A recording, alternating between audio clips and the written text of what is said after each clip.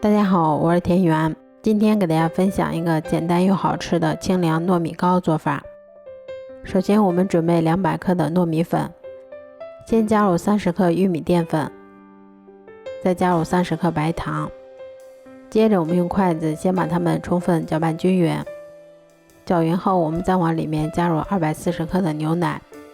然后用打蛋器把它们一直搅拌成像这种细腻流动的糊状就可以啦。面糊调好后，我们先把它倒入铺有硅油纸的6寸蛋糕模具里面，接着我们在表面先摆放一些麦芽干，